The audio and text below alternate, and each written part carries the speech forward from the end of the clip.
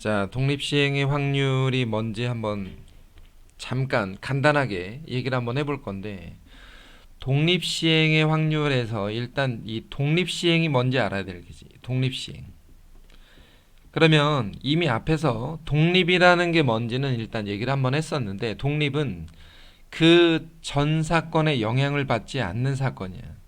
그러니까 사건들끼리 서로 영향을 주지 않는다. 이렇게 해서 우리가 독립이라고 얘기하는데, 주로 어떤 이야기를 한번 해볼 수 있냐면, 주사위를 던진다거나 혹은 동전 던지기 같은 경우에는 전부 다 독립시행이야. 왜냐면 첫 번째 주사위를 던질 때 우리가 3의 배수가 나올 확률을 한번 생각해봐. 3의 배수.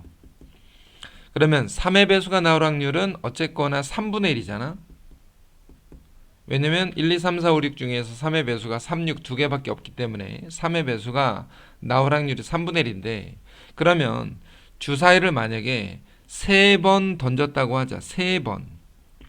3번 던졌는데 이렇게 나온다고. 3의 배수, 3의 배수, 3의 배수가 아닌 거.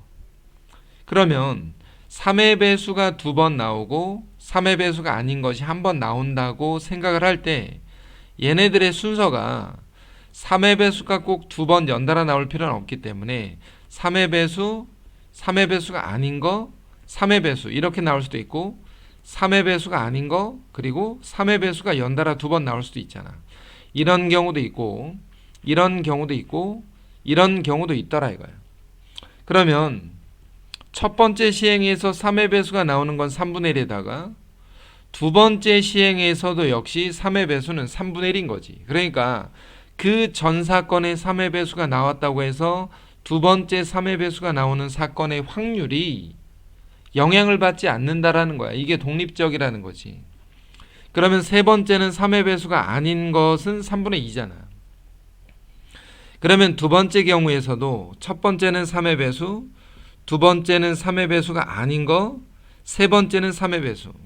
마찬가지로 3의 배수가 아닌 거, 3의 배수, 그리고 3의 배수 이렇게 확률들이 나올 건데, 이런 경우 또는 이런 경우 또는 이런 경우들이 있더라.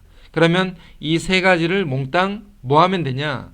더해주면 되는 거지. 그래서 만약에 주사위를 3번 던졌을 때 3의 배수가 2번 나올 확률이라는 건 이 세 개의 합인데, 이 사건이나 이 사건이나 이 사건이나 모두 확률이 같으니까 3 곱하기 3분의 1 곱하기 3분의 1 곱하기 3분의 2다.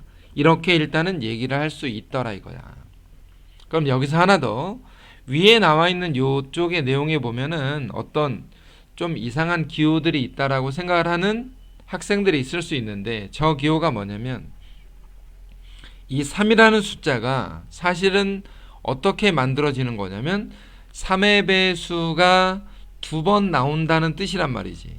3의 배수가 2번 나오는 경우가 3번 있더라. 그래서 얘를 3 컨비네이션 2라고 생각을 하자 이거야. 3번 중에 2번이 3의 배수더라. 그러니까 결과적으로 앞서서 얘기했던 요 예제를 다시 한번 써보면 3 컨비네이션 2, 3번 중에 2번 3의 배수가 나오는 경우가 3분의 1은 제곱, 3분의 1이 여기 2개고 그 다음에 3분의 2다. 이렇게 지금 쓰여져 있단 말이지.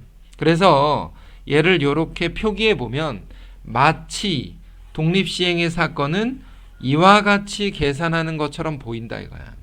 그걸 여기 교재에서 이렇게 표시해 놓은 거지.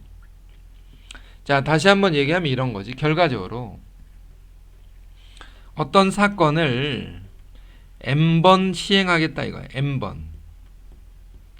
자, 어떤 사건을 n번 시행하는데 확률이 p였대. 그러면 그것이 아닐 확률은 1-p일 거 아니야.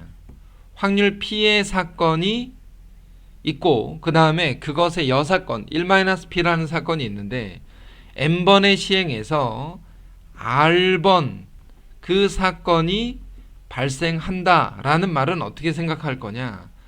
n번 중에 r번, p라는 확률은 r번, 그 다음에 1-p는 n-r번, n번 중에 r번이 발생하면 그 나머지 n-r번이라는 사건은 발생하지 않을 테니까 독립시행 사건의 확률을 이와 같은 방법에 의해서 확률의 계산을 일반적으로 한다라는 뜻이야. 뭐 다른 어떤 여타의 어려운 내용들은 일단 생략을 하기로 하고, 기본적으로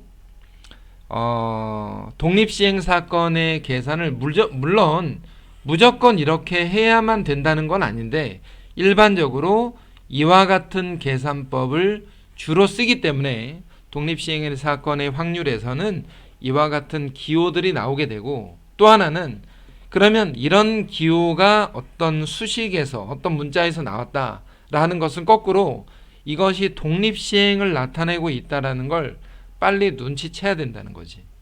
자, 독립시행 사건에 대해서 크게 어려운 부분이 없어. 그러니까 개념 정리는 대략 이 정도라고 생각을 하고 문제풀이를 통해서 여러 가지 유형과 관찰하는 게 가장 중요할 것 같다.